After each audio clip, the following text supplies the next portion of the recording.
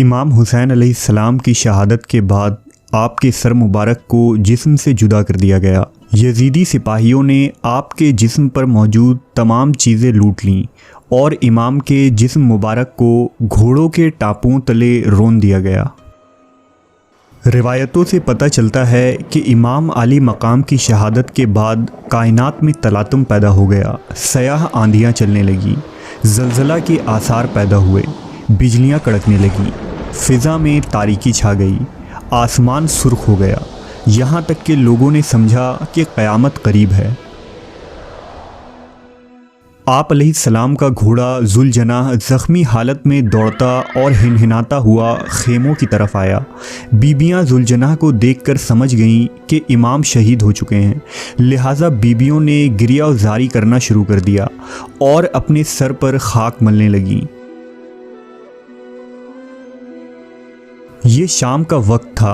सूरज सुर्ख कफन पहने अपने कब्र में डूब रहा था। यहाँ यजीदी सिपाही हुसैनी खेमों की तरफ बढ़ने लगे और खेमों में घुसकर लूट मार मचाना शुरू कर दिया। सिपाहियों ने घराने रसूल की औरतों के सरों से चादरें तक छीन ली। सिपाही खेमों को लूटने लगे और फिर उनमें आग लगा दी। ऐसे में ख़वातीन और बच्चे जान बचाने के गर्ज से सहरा के जानिब भागने लगे।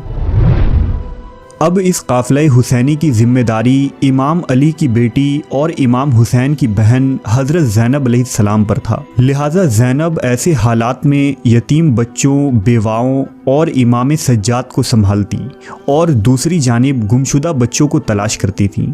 उस वक्त काफ़िला हुसैनी के तमाम मर्द शहीद हो चुके थे और सिर्फ इमाम हुसैन के बेटे इमाम सज्जाद यानी ज़ैनुल आबिदीन मौजूद थे, जो शदीद बुखार में मुब्तला थे और इतने कमज़ोर हो चुके थे कि चलने की भी सलाहियत बाकी न रही थी। जबकि अहले बैत की ख़वातीन में इमाम अली की 2 बेटियां ज़ैनब और कुलसूम, इमाम हुसैन की 3 बेटियां सकीना, फ़ातिमा और रुक़ैया, आपकी ज़ौजा रुबाब और आले हुसैन की कुछ कनीज़ें मौजूद थीं। इमाम ज़ैनुल आबिदीन ने बयान किया कि अल्लाह की कसम, एक बार भी ऐसा नहीं हुआ कि मेरी नज़र मेरी फूफी ज़ैनब और मेरी बहनों पर पड़े और मेरे आंसू न टपके हों। मुझे याद आती है कि जब करबला में बीबियाँ एक खेमे से दूसरे खेमे की तरफ भागती फिरती थीं।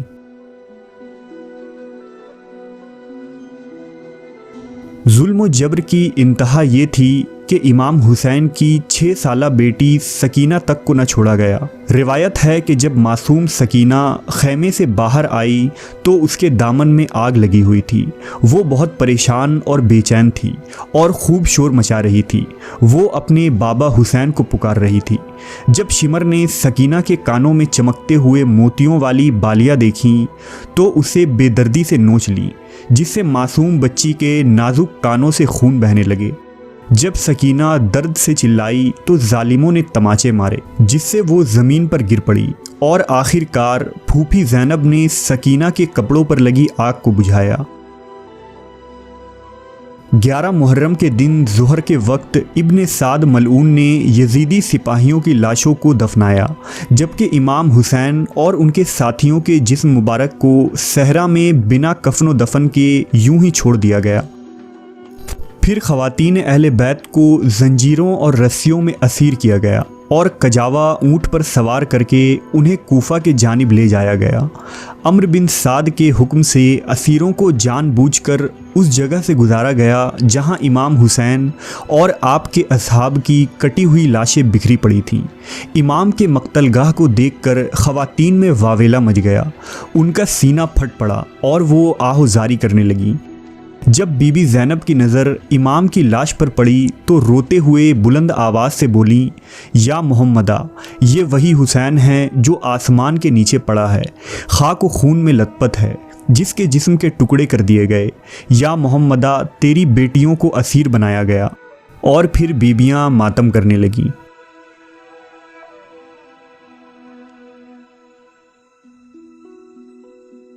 बारह मुहर्रम के दिन असीरान करबला का ये काफ़िला कूफा में दाखिल हुआ। मुस्लिम बिन जस्सास बयान करते हैं कि 12 मुहर्रम की सुबह मैं कूफा में मौजूद था और अपने काम में मशगूल था कि अचानक कूफा के अतराफ से शोर व गुल की आवाज़ें आने लगीं। मैं दौड़ता हुआ दारुल अमारा के करीब पहुंचा, जहां लोगों की भीड़ लगी हुई थी। कुछ देर के बाद एक काफिला पहुंचा जो 40 ऊँटों पर मुश्तमिल था, जिन पर औलाद फातिमा सवार थीं। उनमें कुछ बच्चे और औरतें थीं। औरतों के हाथ, पाँव और गर्दनों में तौक व जंजीर जकड़ी हुई थी। एक ऊँट पर इमाम हुसैन का बेटा सज्जाद सवार था, जिसके बदन से खून जारी था। उसकी हालत बीमारी और कमज़ोरी की वजह से इंतहाई दर्दनाक थी। आले मोहम्मद की ये खस्ता हाली देखकर कूफा के लोग सदका की खजूरें और रोटियों के टुकड़े बच्चों की तरफ फेंकते थे, लेकिन हज़रत उम्मे कुलसूम और बच्चे ये कहकर खजूरें वगैरह नीचे फेंक देते कि सदका हम आले मोहम्मद पर हराम है। कूफा के लोग आले मोहम्मद की ये हालत देखकर दहाड़े मार मार कर रो रहे थे। अचानक शोर गुल की आवाज़ें बुलंद होने लगी। मैंने देखा कि दूसरी तरफ से शुहदाए करबला के सर नेज़ों पर सवार लाए जा रहे हैं। उनमें सबसे आगे इमाम हुसैन अलैहिस्सलाम का सर मुबारक था, जो बद्र कामिल की तरह चमकदार और नूरानी था। असीरान करबला का ये लुटा हुआ काफ़िला जब इब्ने ज़याद के दरबार में लाए गए तो इमाम हुसैन के सर मुबारक को इब्ने ज़याद के सामने रखा गया।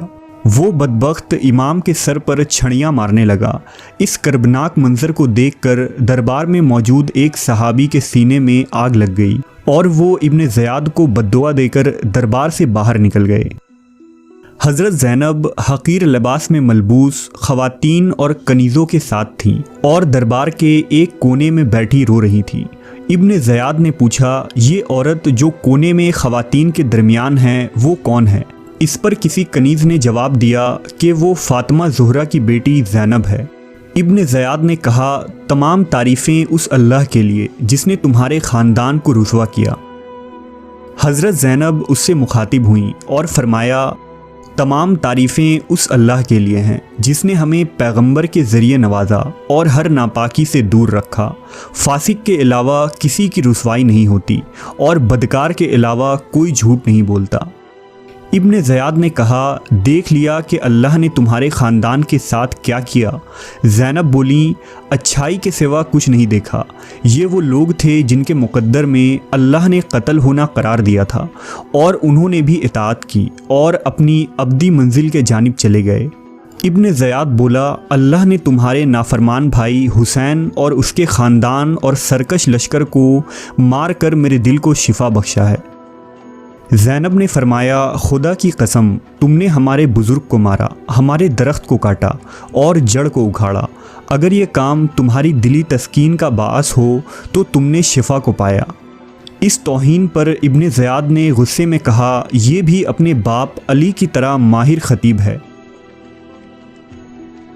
उन असीरों को कुछ दिनों तक कूफा में ठहराया गया और फिर उमवी सल्तनत की दारुल हुकूमत दमिश्क की तरफ रवाना कर दिया गया, जहां यजीद बिन मुआविया फ़तह का जश्न मना रहा था और बेसब्री से इन असीरों के इंतज़ार में था। कूफा से दमिश्क एक लंबा सफ़र था जिसमें असीरान आले मोहम्मद के गर्दनों में बकरियों की तरह रस्सियां बांधकर चलाया गया और जानवरों की तरह हाँक कर तपते हुए सहरा में उन्हें चलने पर मजबूर किया गया।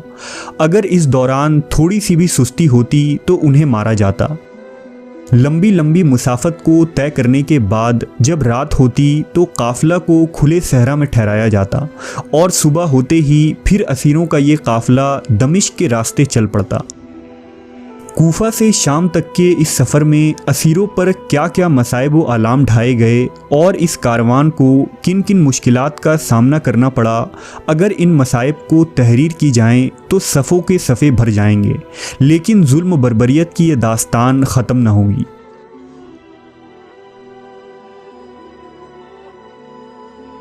इस तवील सफ़र में तकरीबन 40 मकामात पर पड़ाव डाला गया और ये काफ़िला 50 या 55 दिनों के बाद दमिश्क पहुंचा। असीरान करबला जब दमिश्क में दाखिल होने लगे तो इस मौके पर यजीद के हुक्म से पूरे शहर को सजाया गया और ये ऐलान कर दिया गया कि खलीफा वक्त के ख़िलाफ़ बगावत करने वाले का सर और उसके ख़वातीन व बच्चों को शाम लाया जा रहा है ताकि वो इबरत का निशान बन जाएं।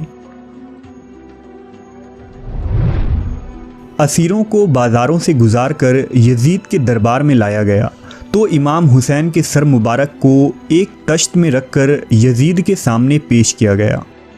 दरबार यजीद में एक बहुत बड़ी महफिल मुनक़्क़द करवाई गई थी जिसमें शामी लोगों की एक बड़ी तादाद मौजूद थी। यजीद इस मौके पर असीरान अहले बैत को रुस्वा करना चाहता था, लिहाजा उस मलऊन ने अपनी छड़ी को इमाम आली मकाम के होंठों और दांतों पर मारते हुए बोला, हमारे खिलाफ उठने वाले सरों का यही अंजाम होता है। ए काश आज बदर में कत्ल होने वाले मेरे आबाओ अजदाद ज़िंदा होते और हाशमियों की ये फरियाद और गिरियाज़ारी को देखते तो वो खुशी से मुझे मुबारकबाद देते कि मैंने बदर में मारे जाने वालों का इंतकाम लिया है। इस मौके पर अली की शेर दिल बेटी ज़ैनब खड़ी हुई और आपने यजीद से मुखातिब होकर एक तवील खुतबा इरशाद फरमाया, ए यजीद, क्या तू समझता है कि तूने आले मोहम्मद को रस्सियों और जंजीरों में जकड़कर दर बदर फिराने से खुदा के बारगाह में सरफराज हुआ है और हम रुसवा हुए हैं। आज तू अपनी ज़ाहरी फ़तह की खुशी में सरमस्त है। क्या तूने खुदा का ये फरमान भुला दिया है कि हमने उन्हें जो मोहलत दी है वो उनके लिए बेहतर है, बल्कि हमने उन्हें इसलिए ढील दे रखी है कि वो जी भर कर गुनाहों में इजाफ़ा कर लें और उनके लिए खौफनाक अजाब मुकर्रर हो चुका है। ए तलक़ा के बेटे, तूने औलाद रसूल के खून में अपने हाथ रंगीन किए हैं। अब तेरे दिन सिर्फ गिनती के रह गए हैं। हम अपनी मज़लूमियत अपने खुदा के सामने पेश करते हैं और हर हाल में उसकी इनायत और अदल इंसाफ पर हमारा भरोसा है। हज़रत ज़ैनब ने एक तवील खुतबा दिया और यजीद और उसके दरबारी खामोशी से सुनते रहे। ये खुतबा नहायत ही फसी व बलीग था। गोया इस खुतबे में इमाम अली की बुलंद आवाज़ और जुर्रत व बहादुरी की रूह मौजूद थी।